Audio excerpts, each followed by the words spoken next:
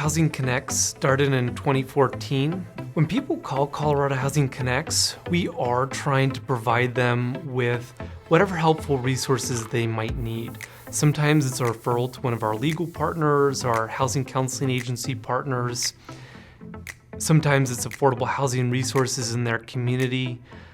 They don't know where to start, and so we are working to connect them with that introductory information that's going to help them along their path for housing resources and housing security. If you hear of a neighbor in need of help, or maybe you want to partner with us, we're eager to do so, eager to help those in need.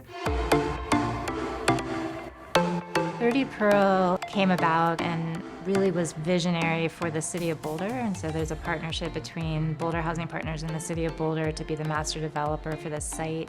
It's part of the Boulder Junction Access District. If you walk around our neighborhood here at 30 Pearl, it looks just as nice as the stuff that's running across the street for $3,500 a month. For us, it's really important to provide a space for somebody that's beautiful, and that in and of itself is going to help stabilize and provide pride and home. A family that pays $2,500 a month for a 2-bedroom apartment, they can barely afford their rent and to buy groceries, are now paying $1,300 a month for the same brand new apartment, and they just cry because they can now afford to buy their groceries. And I believe that everybody should have a home to live in, no matter where you are.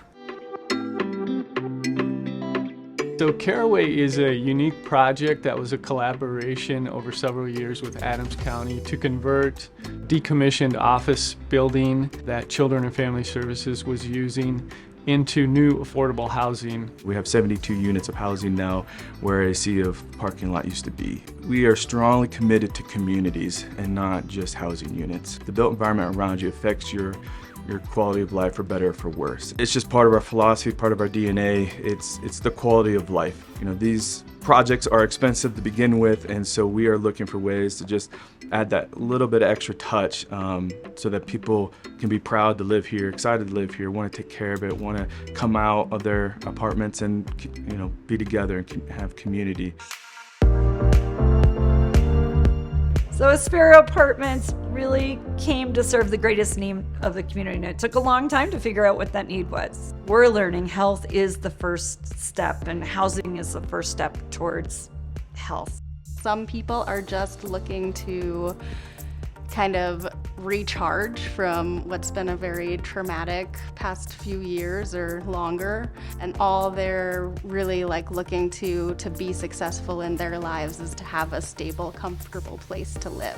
This is a rural community, and people in our community are used to indoor-outdoor type of living, and we fought very hard to keep that aspect in the building. We have a very open community room. We have a beautiful open garden space.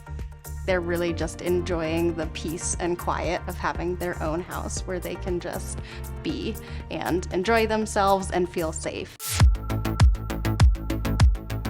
Latayla came to be just based on a need that I saw in the community for home ownership and equity in the city. We felt it was important to make the project feel luxurious and also use high quality materials on the exterior of the building. We wanted to pick something that fit the neighborhood, and so in Spanish, Latayla means the fabric or the canvas, so we liked it just because we want it to be the fabric of the neighborhood. We wanted to make the units feel luxurious just so people were proud of the unit that they live in. Success for Latayla, I think, is having a diverse mix of homeowners. And then also we got Artistico, which is a Latin dance studio. It's a nonprofit dance studio in the commercial space, and it felt like it completed the project, because it's a historically Hispanic neighborhood. And to get a Hispanic dance studio in there that's a nonprofit was just a home run. I think there's just stereotypes of affordable housing. People say affordable housing and they're thinking, the old school projects or whatever, and it doesn't have to be that way. Today, this building is Mason Place. It provides housing for 60 individuals. We blend affordable housing with supportive services to support people to escape homelessness and live the life that's best for them. When we're developing a community like Mason Place that is 60 apartments for people who are experiencing homelessness, knowing that every single person that moves into this building is having their life transformed.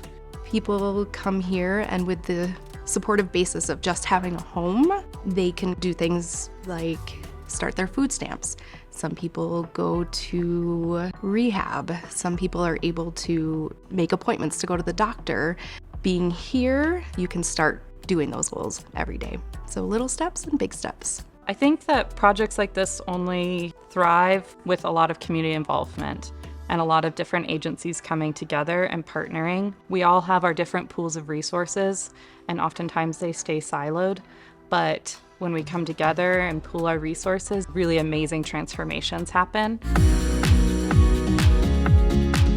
This building was originally designed by William Fisher in 1909, and I love that we were able to come in here with a much needed new use, but still pay homage to the original design and architecture. I think this project is super unique in that it's more of a rooming and boarding style with very communal everything. Residents come out here to cook their meals. You know, there's shared bathrooms, but really just as a way of thinking outside of the box in terms of what supportive housing has to be or look like. It's important to have supportive services here because people are learning to live in their own homes.